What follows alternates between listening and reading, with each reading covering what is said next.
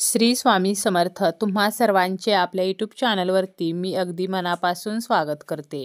तुमच्या मनातील सर्व चांगल्या इच्छा स्वामी महाराज पूर्ण करोत हीच स्वामींच्या चरणी प्रार्थना करते आणि आजच्या व्हिडिओला सुरुवात करते. आजच्या व्हिडिओमध्ये आपण पाहणार आहोत ते म्हणजे 30 डिसेंबरला आहे सोमवती अमावस्या. या वर्षातील ही शेवटची अमावस्या आहे. ही अमावस्या सोमवारी आलेली आहे, म्हणून या अमावस्येला आपण सोमवती अमावस्या असे म्हणत असतो. तर या दिवशी आपल्याला काही वस्तू ज्या आहेत तर त्या खरेदी करून घरी आणायच्या नाहीत. तसेच आपल्याला जर कोणी काही वस्तू मागितल्या तर आपल्या घरातील काही वस्तू अजिबात इतरांना द्यायच्या नाहीत. ही संपूर्ण माहिती आपण या व्हिडिओमध्ये पाहणार आहोत. सोमवती अमावस्येला अनन्यसाधारण असे महत्त्व आहे. अमावस्या जी आहे तर ती प्रत्येक महिन्यामध्ये येत असते. या दिवशी नकारात्मक ऊर्जेचा संचार जो आहे तर तो जास्त प्रमाणामध्ये असतो. अमावस्येला चंद्र दिसत नाही, म्हणून मानसिक स्थिती जी आहे तर ती बिघडू शकते.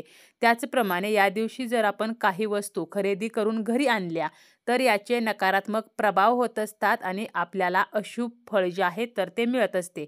म्हणून काही वस्तूंची खरेदी करून त्या वस्तू घरी आणणे आपल्याला कटाक्षाने टाळायचे आहे.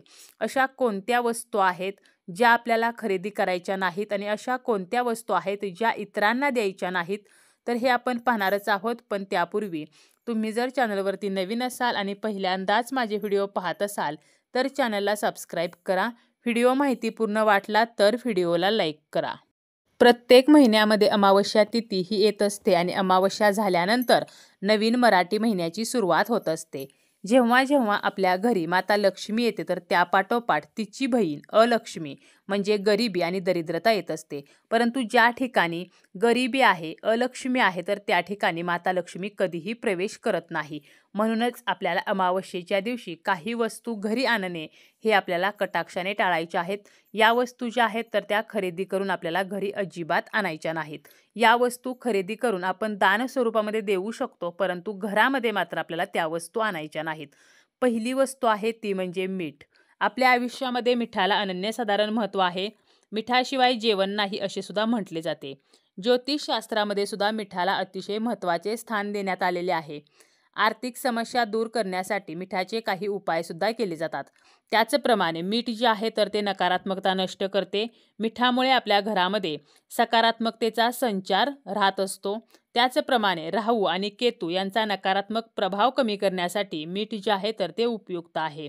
मिठामध्ये 3 लवंगा टाकून जर ठेवल्या तर घरामध्ये सुख शांतता कायम राहते आणि धनाची कमतरता भासत नाही. तर एवढं महत्त्व या मिठाला आहे. परंतु अमावस्येच्या दिवशी मीठ जे आहे तर ते चुकूनही आणू नये. आपल्या घरामध्ये जे मीठ आहे तर ते कधीही संपू देऊ नये. मीठ जे आहे तर ते जर संपत आलेलं असेल आणि अमावस्या येणार असेल तर अमावस्येच्या अगोदरच आपल्याला ते घरामध्ये आणायचं आहे. चुकूनही अमावस्येच्या दिवशी आपल्याला ते आणायचं नाही. मीठ जे आहे तर ते माता लक्ष्मीचे सुद्धा प्रतीक आहे. परंतु अमावस्येच्या दिवशी जर आपण मिठाची खरेदी करून ते घरी आणत असू तर मात्र माता लक्ष्मी आपल्यावरती नाराज होत असते. यानंतर दुसरी वस्तू आहे ती म्हणजे झाडू किंवा केरसुणी.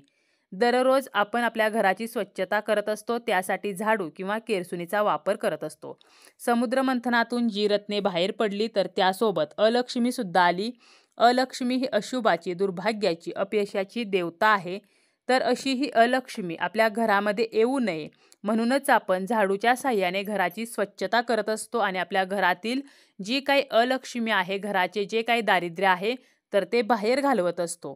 परंतु असा हा झाडू किंवा केरसुणी चुकूनही अमावस्येच्या दिवशी खरेदी करून घरी आणू नये. यामुळे माता लक्ष्मी आपल्यावरती नाराज होते आणि आपल्या घरातून काढता पाय घेते. यानंतरची वस्तू आहे ती म्हणजे तेल. तेल सुद्धा आपण अमावस्या तिथीला खरेदी करू नये. मीठ असेल, तेल असेल तर हे आपण या दिवशी दान स्वरूपामध्ये देऊ शकतो, परंतु आपल्याला खरेदी करायचं नाही. तेल खरेदी केले किंवा तेलाने जर या दिवशी मालिश केले तर आपल्याला त्याचे पाप लागते असे सुद्धा म्हटले जाते. त्याचप्रमाणे लोकमान्यता अशी आहे की अमावस्ये तिथी जी आहे तर ती पितरांना समर्पित आहे. अमावस्येला पितरांसाठी श्राद्ध, तर्पण या गोष्टी केल्या जातात. तसेच अमावस्येचा जो दिवस आहे तर तो चंद्राच्या संक्रमणाचा काळ मानला जातो. या दिवशी नकारात्मक ऊर्जेचा संचार सुद्धा जास्त असतो, म्हणून हे तेल जे आहे तर ते खरेदी करू नये. यानंतर आहे ते म्हणजे कणिक किंवा धान्य. म्हणजे आपण आटा वगैरे जर विकत आणत असू तर तो सुद्धा आणू नये. त्याचप्रमाणे दळण जे आहे तर ते सुद्धा दळून आणू नये. अमावस्येच्या दिवशी आपल्या घरातलं जर पीठ संपलं असेल किंवा अगोदरच ते संपत आलेलं असेल तर आपल्याला अमावस्येच्या अगोदरच पीठ घरामध्ये आणून ठेवायचं आहे किंवा धान्य जे आहे तर ते घरामध्ये आणून ठेवायचं आहे.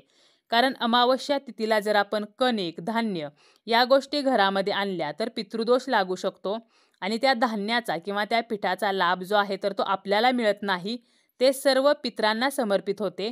म्हणूनच आपल्याला धान्य घरामध्ये आणणे किंवा दळण आणणे, आटा आणणे तर हे आपल्याला अमावस्येच्या दिवशी टाळायचे आहे. यानंतर आहे ते म्हणजे अमावस्येचा जो दिवस आहे तर या दिवशी माता लक्ष्मीची पूजा करण्याची प्राचीन परंपरा आहे.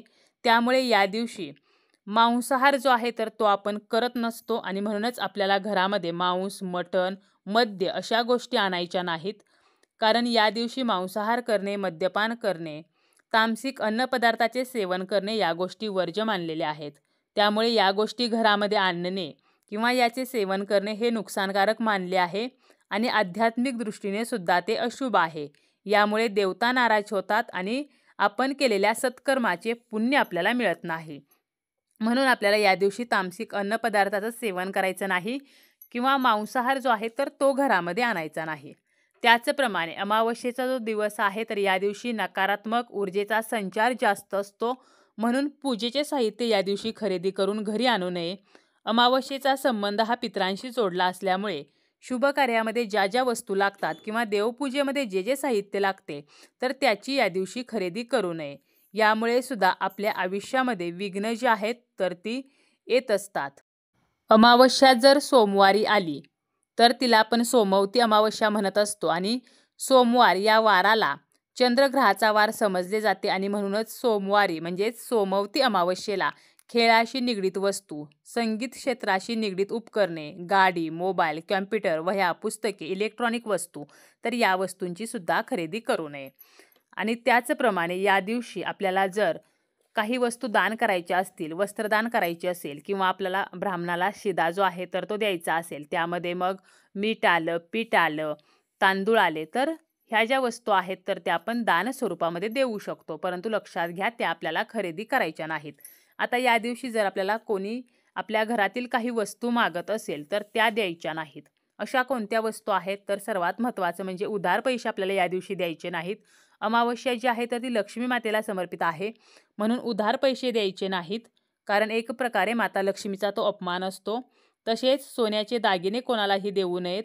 आपल्या घरामध्ये जे धने आहेत तर ते जर आपण या दिवशी इतरांना दिले तर माता लक्ष्मी नाराज होते. कारण धने माता लक्ष्मीला खूप प्रिय आहेत.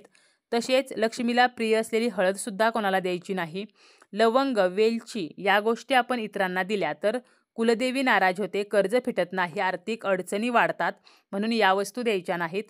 तसेच आपल्याला या दिवशी संध्याकाळी दुधाचे पदार्थ, दूध असेल, दही, ताक, तेल, मीठ तर या वस्तू कोणासही देऊ नयेत. यामुळे वास्तुदोष जो आहे तर तो निर्माण होतो आणि माता लक्ष्मी घरातून काढता पाय घेत असते. त्याचप्रमाणे या दिवशी आपलं जे सौभाग्यवान आहे तर ते कोणालाही देऊ नये. सौभाग्यवती स्त्रियांनी कधीही आपण जे सौभाग्यवान वापरतो, मंगळसूत्र असेल, जोडवी, सिंदूर, बांगड्या तर हे इतर स्त्रीला कधीही देऊ नये. यामुळे आपले दोष इतरांकडे जातात, आपली नकारात्मकता इतरांकडे जात असते. त्याचप्रमाणे झाडू जो आहे तर तो कधीही इतरांना देऊ नये. सुई, कात्री अशा धारदार वस्तूसुद्धा देऊ नयेत.